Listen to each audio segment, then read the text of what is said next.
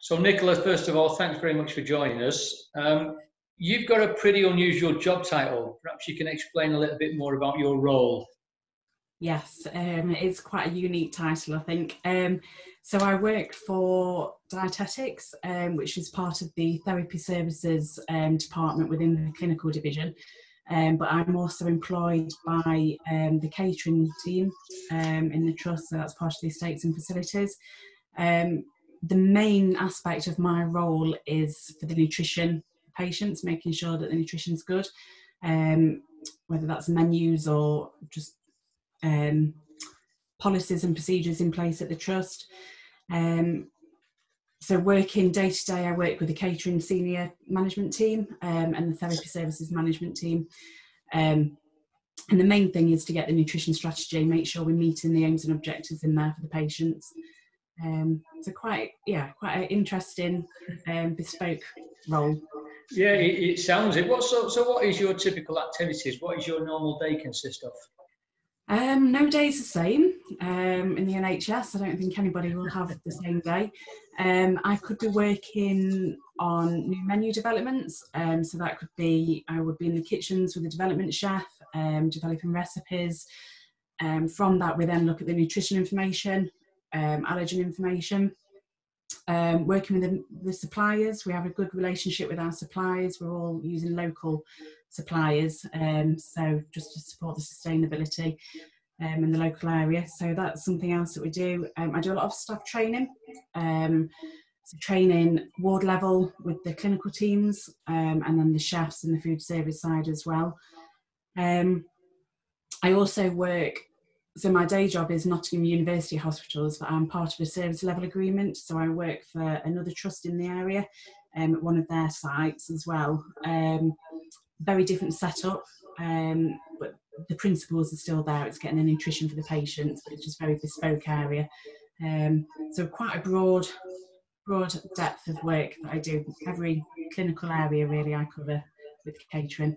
And I'm guessing that in the role that you do, and you mentioned there, you look at nutritional values for patients.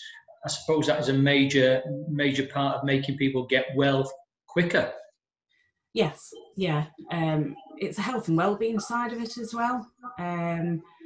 It's that old saying, you are what you eat, isn't it? And food is medicine. And just the mental aspect as well is equally as important as what the nutritional side can be. But people do recover quicker, generally speaking, if the nutrition and the hydration is sound.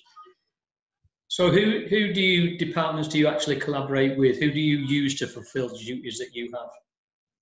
So catering and dietetics on a day-to-day basis. But with nutrition in the trust, it's a bit wider spread, so speech and language therapy as well. We've had a lot of work on with something called IDSI, which is your dysphagia and your modified texture standardisation. We had quite a serious patient incident at the trust, and it's kind of pushed us a little bit quicker to, and rightly so, to develop some more training for staff to make sure that patients are safe and they're getting the right safe food that they can eat, and drinks that they can safely drink without choking. So from that, we've developed some podcast training, so we can get that out to the staff a lot quicker than doing face-to-face training. And I think COVID has forced our hand a little bit with it. I think we've always wanted to do something more virtual, but it's kind of, we've had no choice, if you like, and we've just had to get on with it. So one positive, I guess, from COVID, if there is any. I think something else that I found over the recent years as well is our communications team. Working with comms has really helped, just because we're such a massive organisation. So I think we've got about 15,000 staff. Right. And getting important messages out to them can be quite a challenge, quite difficult. So utilising the comms team and getting their support is really beneficial. And they've helped us reach out to the public as well. So when we design our menus, we get the public involvement. So whether it's on social media, patient surveys or local drafts, they've been really good helping us with that. And then the other aspect with the patients, I guess, is a patient partnership working, which can't be underestimated really. The core of our decision making, and they sit on all our nutrition groups, our work streams. They help make the decisions. So they're very crucial to the service that we deliver. They're the ones eating the food at the end of the day. Yeah, of course. So it's really key that they're involved in what we're serving them, really. And getting the message out there, has that been your biggest challenge so far? You mentioned you obviously podcasts and your other social media aspects of it going on. Has that been a challenge for you in these times? Yeah, I think it's always a challenge. I think we're inundated with information, aren't we, from every different angle, inside work and outside work, with social media as well. So it's just trying to capture things and get the key messages across. And just keep banging that nutrition drum, I guess, really, and just keep raising the profile and just keep communicating.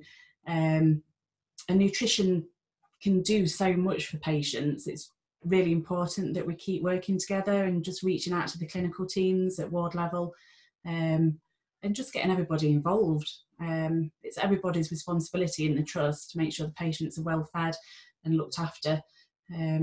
So the communication is a challenge, but we get through it together. I was going to say, do you think that the message is getting across now? Are people sort of taking it on board a little bit more since you started doing that?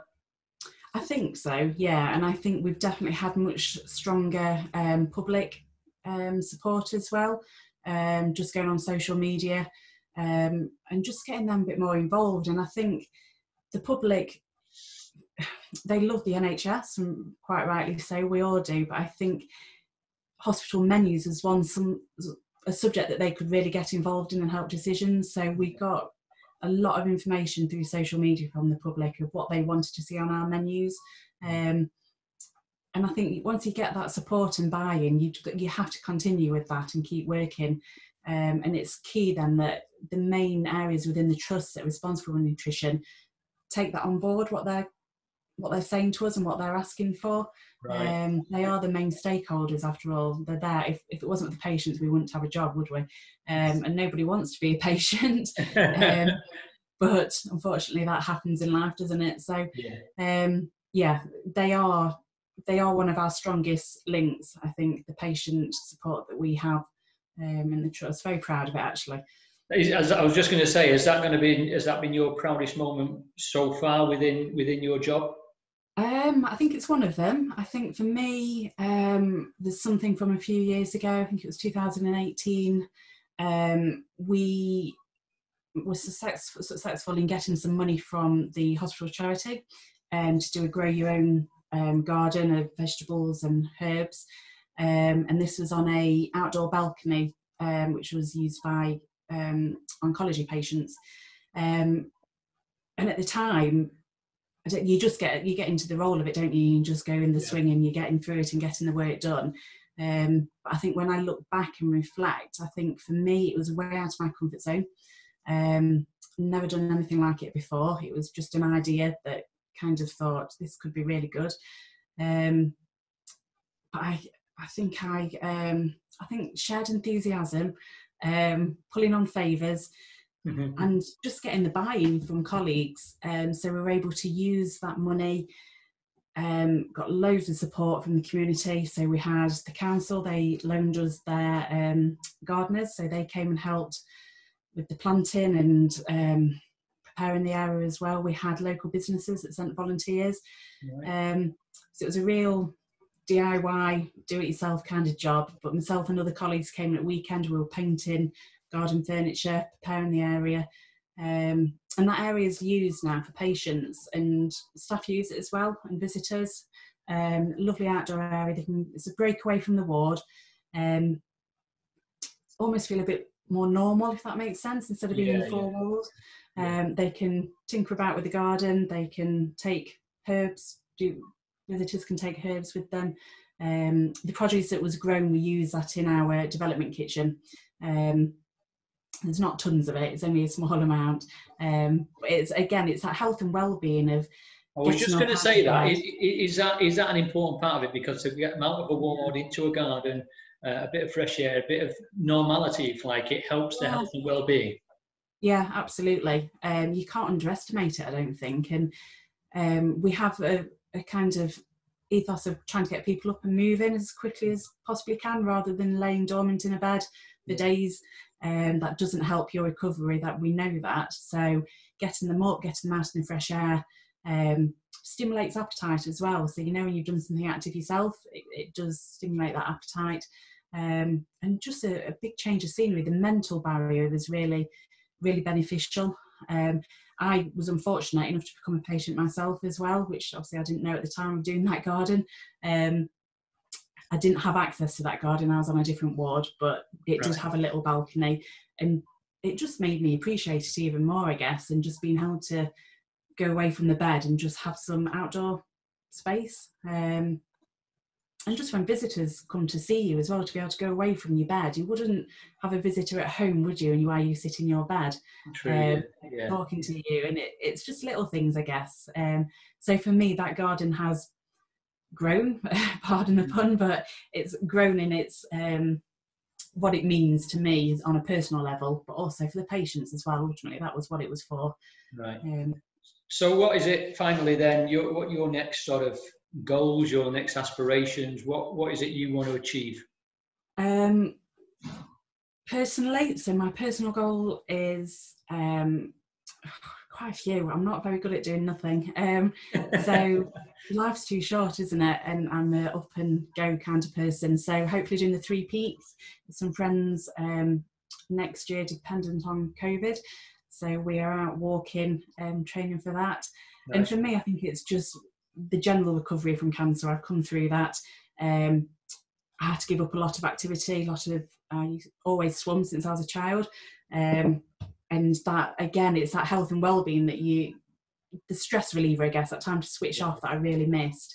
So back swimming again now. Obviously COVID again upset that, didn't it? But we're back swimming.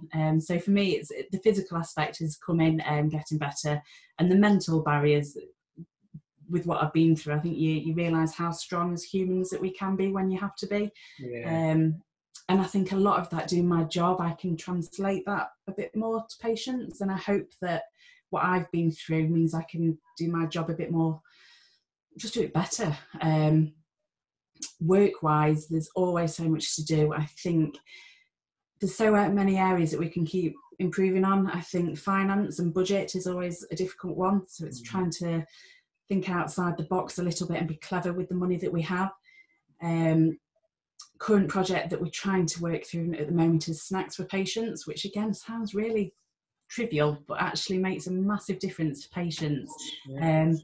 Particularly that evening meal as well. Having quite a long gap from your evening meal to breakfast the next day is quite a long time for some people. And if you're already nutritionally at risk and underweight or malnourished, just having that extra piece of cake with a cup of tea at night can just add a bit more, again, the mental side of it, but also nutritionally as well, getting a bit more calorie and energy into patients. So we're just going into a trial with that. I also have a thing about ice cream. That's a very long story. Just trying to just get a better nutritional. It's great. I tell you what, congratulations on everything you've done, and congratulations on the work that you're doing. I'm sure it's been very successful. In terms of, and I'll just go off on one before we finish, in terms of other people, in other words, other trusts, have you had any feedback from other trusts? Have they taken on any of your ideas? Yes, I think within our own trust, there's been pockets of areas where they've had a balcony that's just sat empty, or a little bit of garden space, and they've kind of mirrored what we've done in the main balcony area, just to make it, not spend a lot of money, just to make it nicer area for the patients and get it used again back to how it should be. Other trusts, other trusts have kind of mirrored what we've done with patient and public working, and using social media, and we talk a lot with other trusts as well. So nationally, we're in contact with people, and it's sharing ideas, isn't it? And of course, that's what the NHS is about, I guess. Rather than everybody trying to struggle in isolation, it's something works, then that should be shared.